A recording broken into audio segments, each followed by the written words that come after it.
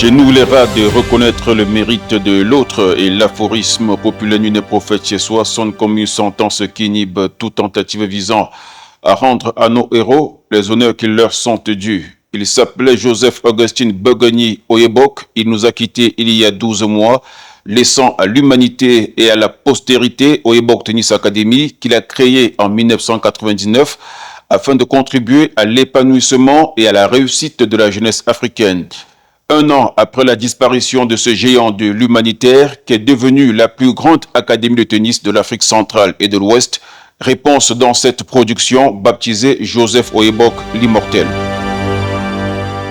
Sans d'autres formes de procès, nous allons maintenant vous embarquer pour un voyage au cœur d'Oyebok Tennis Academy. Question de voir ce qu'est devenu l'institution 12 mois après la disparition de son président fondateur. Il y a un an, Oyebok Tennis Academy perdait son président fondateur, Joseph Oyebok. Un moment très critique pour l'académie devenue soudainement orpheline de son dirigeant emblématique et historique.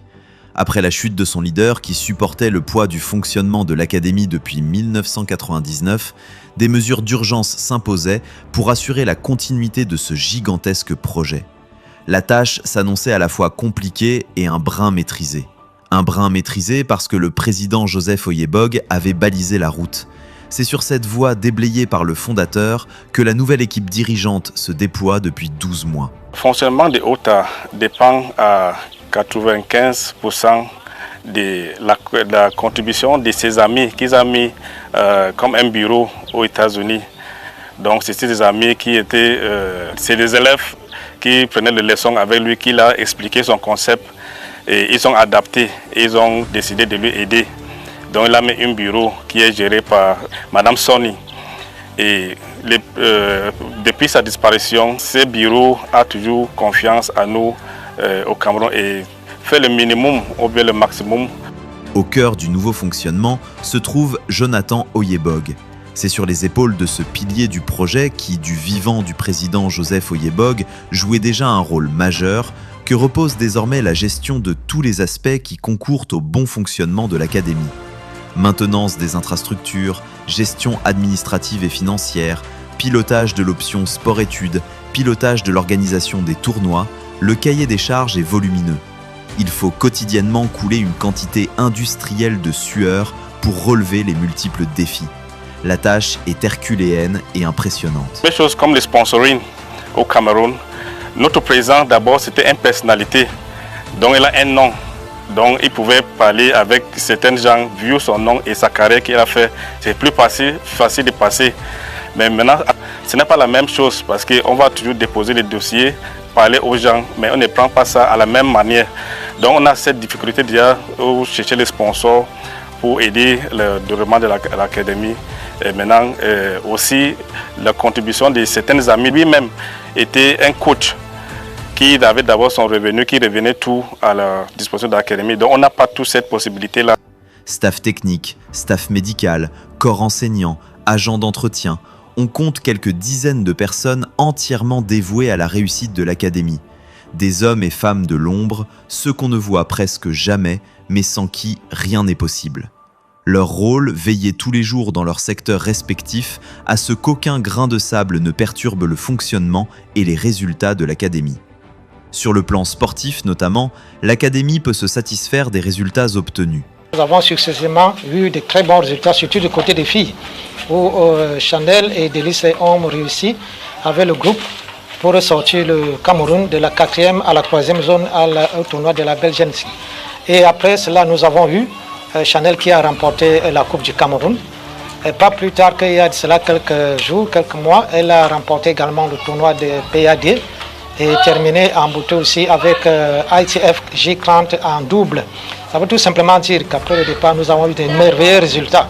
Ça, c'était vraiment une bénédiction. C'est pour montrer combien nous n'avons pas baissé les bras, combien nous avons continué à travailler très dur pour montrer au président, sachant qu'il est toujours avec nous, que nous sommes avec lui, nous allons continuer à travailler plus dur que par le passé. À l'instar du staff technique qui se satisfait des brillants résultats obtenus notamment chez les filles, toutes les strates directrices des autres départements de l'académie En l'occurrence, le directeur de l'école Roméoba et Dr Eon renvoie bien la balle. Résumer, les choses se passent plutôt bien. Ça se passe plutôt bien et c'est ça l'objectif. L'objectif en partant, comme il a si bien dit, prendre soin de ses enfants, comme je sais bien le faire, il voit comment tu prends soin de moi. Donc c'est ce qu'on essaie aussi de faire. Je pense que l'enfant essaie aussi de se mettre sur moi pour les choses. L'académie peut également se satisfaire du lancement d'une ferme avicole et d'une pisciculture. Ce projet s'inscrit dans le cadre de la mise en œuvre des efforts agro-pastoraux visant une certaine autonomisation alimentaire et l'inculcation de l'esprit entrepreneurial aux jeunes. On dépense beaucoup d'argent pour acheter la nourriture, les poissons, les poulets, tout ça. On a vu qu'en mettant l'agriculture au campus, on met les poulets, on produit les poissons et même les maïs, tout ça, ça va aider à diminuer le coût de fonctionnement de l'académie. Surtout encore que le président qui avait beaucoup de ressources ou bien les moyens n'est plus là. Donc c'est à nous de chercher des choses qui peuvent faire baisser le coût. Et c'est des choses aussi qui fait que ça apprend aux enfants aussi de connaître toute cette technique de cultiver les choses et même aussi ça fait partie de l'éducation. Donc pour l'instant on a complété le bâtiment qu'on avait commencé pour faire les poulets et le poisson et ça marche. On a mis 500 poulets déjà et 300 poissons qui sont sur place et on espère, c'est vraiment impressionnant parce que même les enfants sont vraiment intéressés. En dehors des poulets et des poissons, on a aussi le champ qu'on a mis à côté qui va produire le maïs, les pistaches, le macabo, des ignames, tout ça. C'est pour ravitailler le campus pour que les dépenses soient diminuées. Pour l'essentiel, 1 an après la disparition du président Joseph Ouyebog, le navire de Ota avance, mais il aurait pu avancer à une vitesse plus grande si son capitaine emblématique était à bord. Les activités essentielles de l'académie déroulent toujours, mais pas à 100% à l'absence de notre président. Il est indispensable de souligner que tout se passe sous l'œil attentif de la présidente de l'académie, Nathalie Ouyebog, qui veille aux moindres détails. Véritable main de fer dans un gant de velours, elle joue grandement sa partition en coulisses pour assurer la continuité et la pérennité de ce lourd héritage.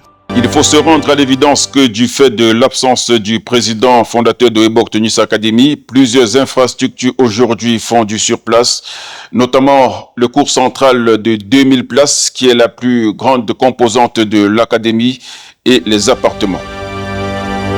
En dépit des efforts herculéens consentis pour assurer la relève, l'absence du président Joseph Ouyebog se fait ressentir. Normal, car dans le bateau Ota, il y a encore des boutons qui ont besoin des doigts magiques de son capitaine emblématique pour mieux faire avancer le navire. Les travaux de construction du cours central de 2000 places, qui est la plus grande composante de l'académie, et les appartements, sont visiblement orphelins du maître d'ouvrage. Oui, il y avait beaucoup de projets que le président avait mis à commencer, comme le cours central et les appartements des logements et l'autre projet d'agriculture. La première part qu'il avait fait, c'est que c'était pour mettre d'abord la fondation et maintenant la deuxième phase, c'était pour chercher des sponsors pour réaliser tous ces projets. Et malheureusement, il est parti sans la deuxième phase. Donc on est face à cette difficulté de la continuité de ce projet. Donc c'est pour ça qu'on appelle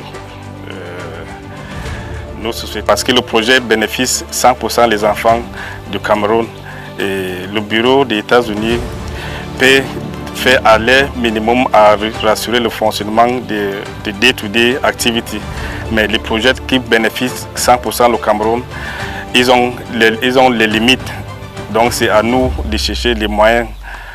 Donc c'est de ce côté, on va aller vers les sponsors pour voir si ils peuvent nous aider à continuer. Une invite donc aux entreprises citoyennes d'accompagner Ouyebog Tennis Academy en vue de l'achèvement de ces chantiers ô combien importants pour le développement du tennis camerounais et africain. Comme toute association à but non lucratif, Ouyebog Tennis Academy vit des dons, des legs et des partenariats. Les infrastructures et les événements organisés par l'Académie sont d'excellents supports de communication pour votre marque. N'hésitez pas à faire un geste pour soutenir l'Académie et soyez-en sûrs qu'il est nécessaire.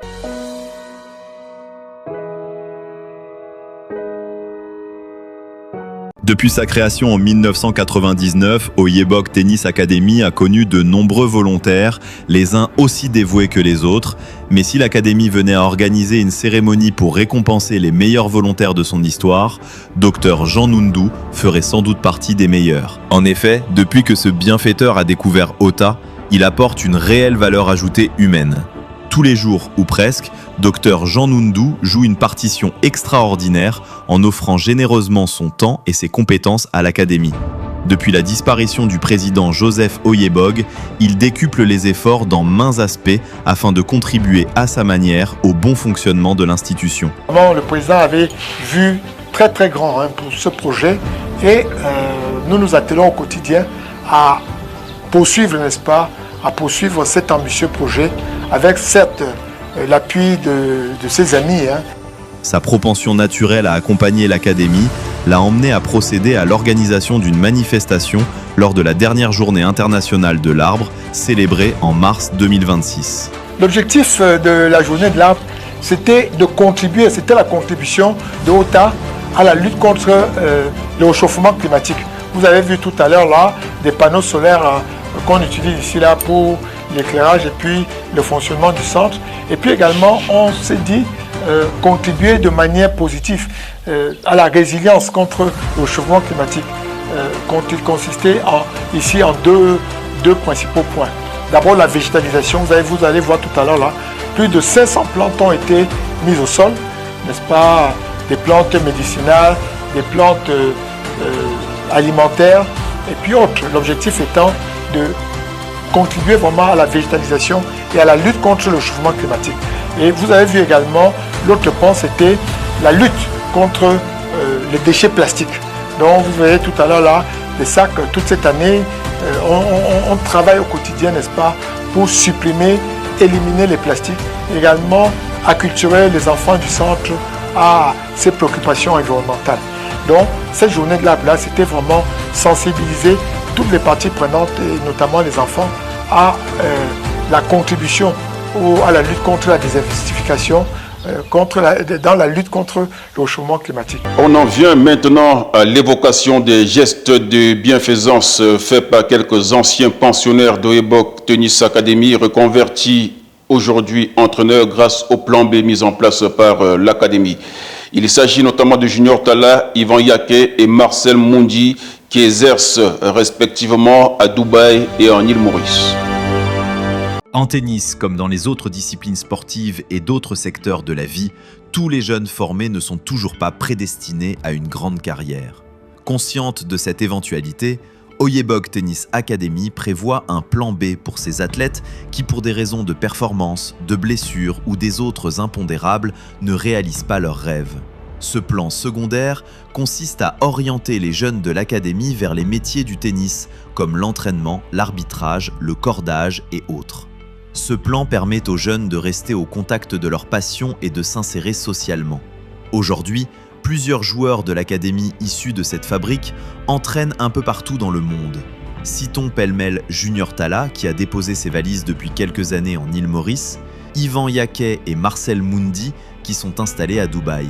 Ces anciens pensionnaires d'Oyebok Tennis Academy s'en sortent grâce à leur reconversion au point de rendre à l'académie un peu de ce qu'ils ont reçu. This is Yaké Ivan. I'm speaking all the way from Dubai, United Arab Emirates. I'm sending this message to the Academy, Oyebok Tennis Academy. And I'm sending this message in regards of our dad and president of OTA. We really thank him for all what he has done to us. All of us from Bonaberi backside, as he usually call it. I'm so grateful for what he has done for me. Tennis is a sport which our family could have never afford, but Oyebok Joseph really helped us. He was behind the finances for us to play tennis. He was the one who paid coaches for us to train, and he did nearly everything for us. He was more than a coach for us. He was more than a president. He was like a father to us. Hello, I'm Talla Junior and I'm a tennis coach here in Mauritius.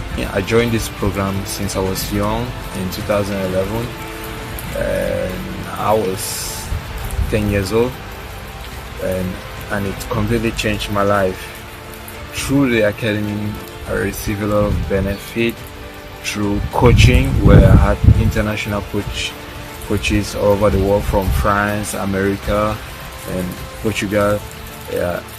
They came to Cameroon. Also, I benefited from equipment from the Oyebok Tennis Academy, and also housing and sponsorship, and also I had a good exposure to playing tournaments. Everything was provided free of charge, and this is thanks to the founder, late Mr. Oyebok Joseph. May his soul rest in perfect peace. I've become a tennis coach, and I always remember where I come from. The Oyebok Tennis Academy gave me a future, discipline, and value that shaped the person I am today.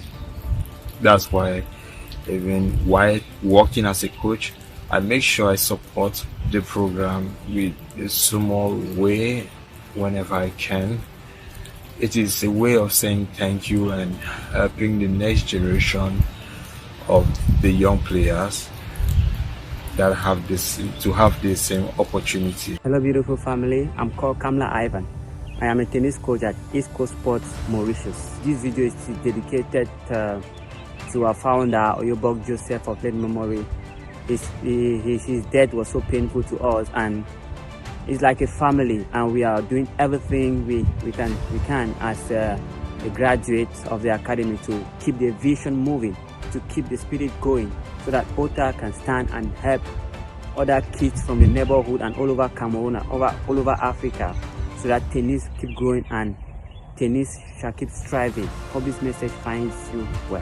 À quelques milliers de kilomètres de l'île Maurice, plus précisément au pays de l'oncle Sam, 2 promotionnaires de la cuvée de Junior Tala ont été gradués ce mois. Valérie Essomé et Stéphanie Formy, qui ont rallongé il y a quelques années la longue liste des jeunes arrivés aux États-Unis en provenance d'Oyebok Tennis Academy, ont connu un week-end festif.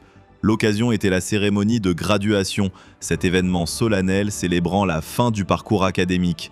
Le ciel de Benedict College à Columbia a connu une atmosphère électrique mêlant fierté, accomplissement et l'explosion de joie de Valérie Essomé et ses promotionnaires. La joueuse formée par OTA était d'autant plus heureuse qu'en plus de son diplôme, elle a empilé magistralement sur les cours de nombreux trophées et médailles sous les couleurs de Benedict College.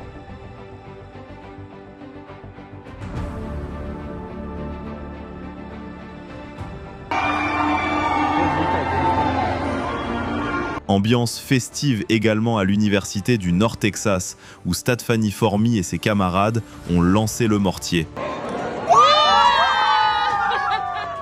Moment très émouvant pour la présidente de OTA, Nathalie Oyebog, que de voir l'ancienne championne du Cameroun formée par Oyebok Tennis Academy en toche de fin au moment où son brillant parcours académique touche à sa fin.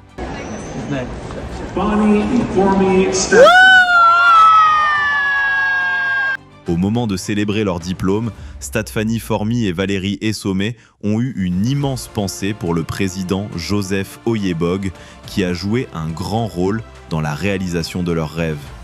Today is a really special day. It marks 4 years of accomplishment, 4 years of strengthening, 4 years of studying.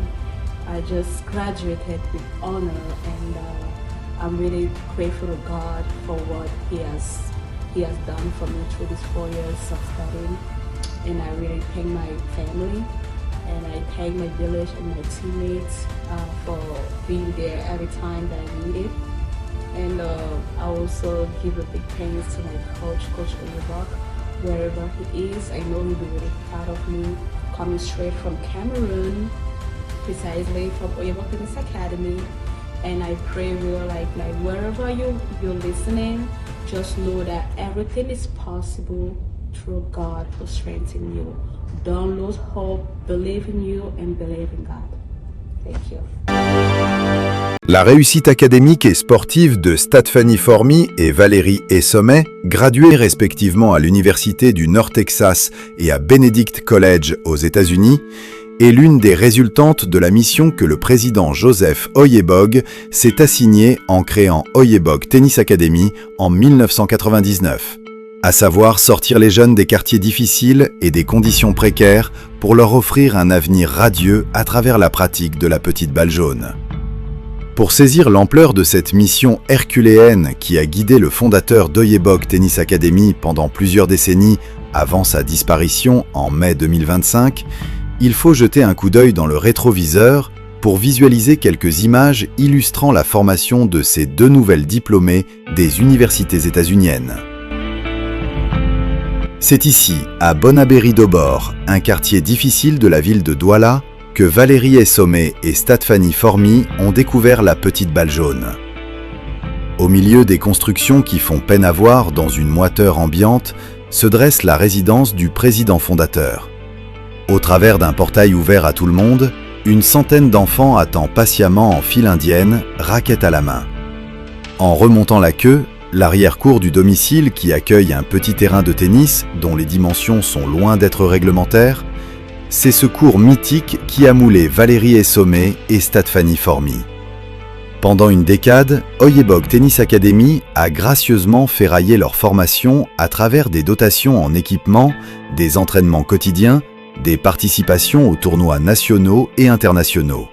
En somme, l'académie a réuni tous les ingrédients qu'il fallait pour que la recette ait du goût. La recette a eu du goût sur le plan national, où elles ont tout raflé avant de s'envoler pour les États-Unis. Mais elle a eu plus de goût au Nord Texas et à Columbia. Il était indispensable de remonter une dizaine d'années en arrière pour mieux comprendre l'explosion de joie de Stadfany Formy et Valérie Essomé lors de leur graduation. À tout seigneur, tout honneur. I also give a big thanks to my coach, Coach Oyebog, wherever he is. I know he'll be really proud of me, coming straight from Cameroon, precisely from Oyebog Tennis Academy.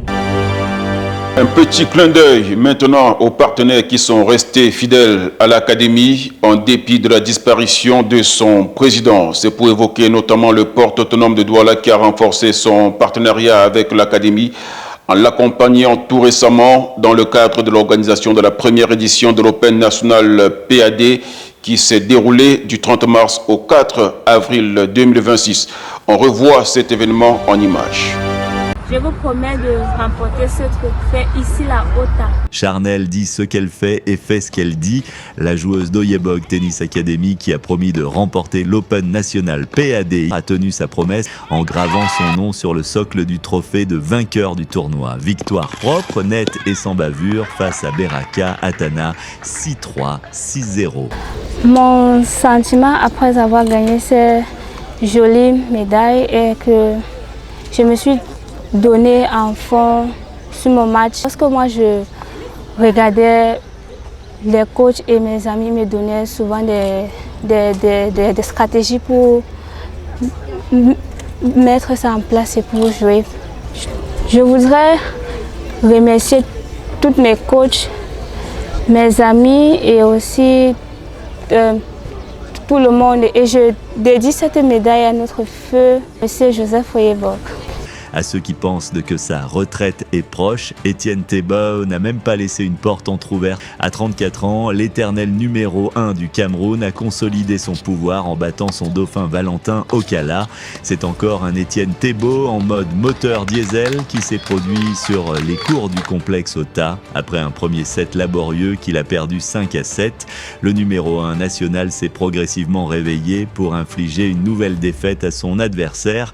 En sur-régime d'entrée, le numéro 2 national est revenu à l'ordinaire après le premier set, alors que l'inusable Etienne Tebow enchaînait les coups sans retenue. Victoire finale 5-7, 6-4, 6-2.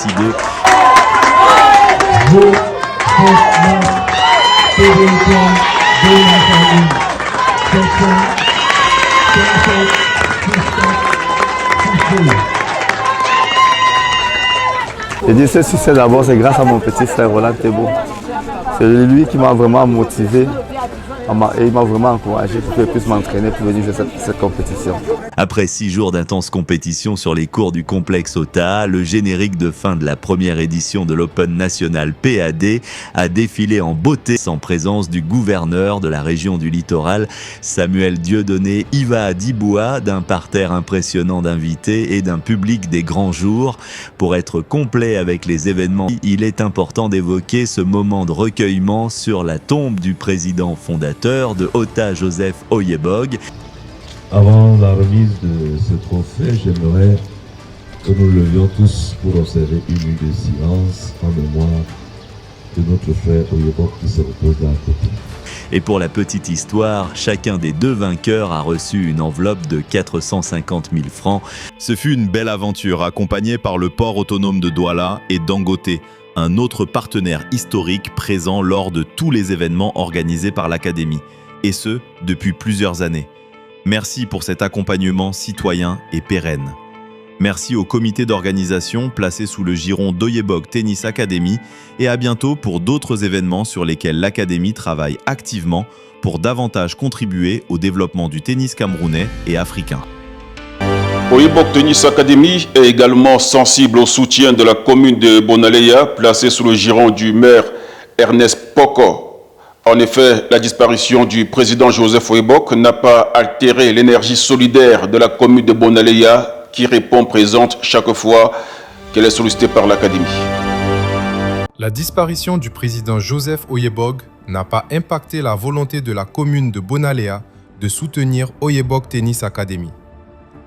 Depuis le départ du capitaine du bateau OTA, le maire Ernest Mpoko ne ménage aucun effort pour accompagner l'Académie.